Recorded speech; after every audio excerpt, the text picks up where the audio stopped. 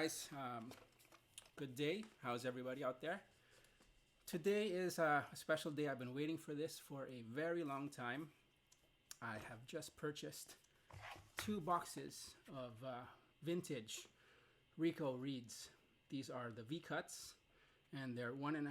Actually, the reason why I got the 1.5 is because I recently picked up a slant signature 9-star. So yeah, it's too much for me. So I thought let's give this a try, maybe with the 1.5. So just a little bit about the reeds. I think these are from the 1960s. The Rico Reeds came in several styles. I believe A, B, C, D, and V. Correct me if I'm wrong. These are for B-flat tenor sax. And on the back it says, Selmer approved tenor reed. Okay, and I guess at the time they were 45 cents each. That must be per reed, I would imagine. So maybe this is more like from the 70s. Maybe you guys can help me out and tell me when reeds cost 45 cents. So yeah, I have 2 boxes.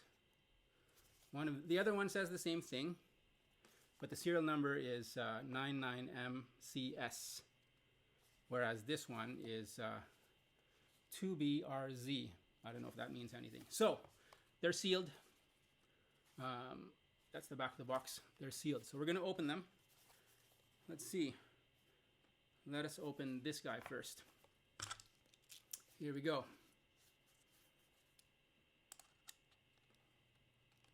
Unboxing.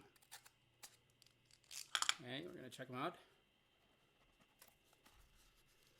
Yep, it comes with the tissue paper thingy that Rico Reeds came in before the plastic packaging, plastic reed holders. So this is the first reed in the box. I guess. Smells pretty decent actually. Okay, so the butt looks pretty good. This is how it looks like. Alright, so back then it wasn't burnished. They used ink and they stamped it on. And this says a registered US patent office. So yeah, let's soak it in water. I'm just soaking it in room temperature water here. Let's soak it for a minute or two. And again, the reason why I got them is because I have 2 mouthpieces here. One of them is a Florida STM, and this one says 7-star, but you know, I have 7-star mouthpieces and this one just feels bigger. So this is possibly an 8 or even an 8-star because apparently their quality control, not quality control, but their facing stamp was, you know, give or take. So this one was probably more give than take. Whoops, I'm just running out of battery. All right, so let's get back on track. So I guess let's compare it with the STM first, just to see, or just rather to have a more fair comparison. Okay, I'm gonna close up these box of reeds. Let's open them up though and see how they look like inside. There you go. So got 25 of these. Actually, I have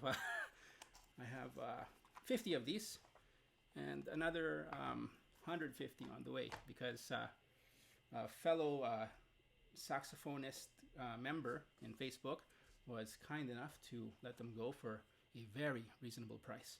Okay, so that's probably enough. I'm shaking here. I'm really nervous. I'm very excited to try these.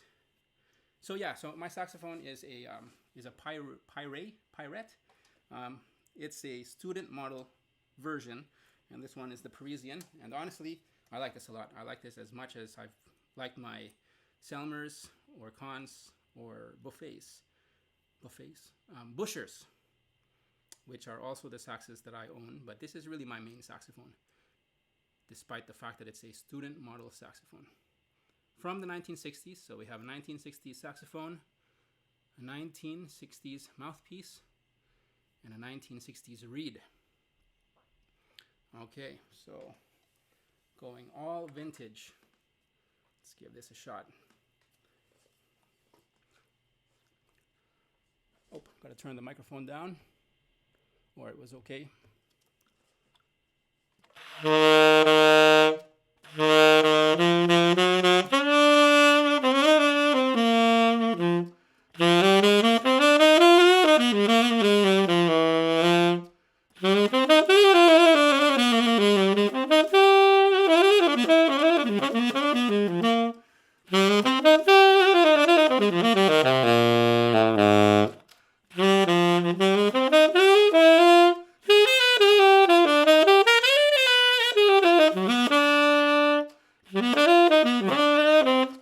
Okay, yeah, that that feels really good. It feels like a reed that was okay, or a decent reed in the box, and then you play it for a week to break it in, and so that's how it feels. And I'll tell you, this is a 1.5, but it feels a little bit harder than my Rigotti, which is what I played in the first clip with my other Auto Link USA.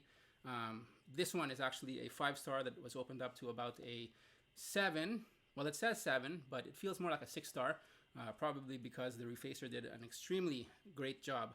So easy to play. But I use a 2.5 Rigotti, and I'll tell you that the Rico 1.5 V-cut felt quite similar. In fact, maybe a little bit stronger. Okay, so now this is the reason why I bought it. The slant signature. Okay. Now I'll tell you, this is a lot stronger than I thought it would be. So I probably still won't be able to play this slant signature because with my Rigotti 2.5s, it was still quite too much for me to handle. But let's give it a try for the video's sake.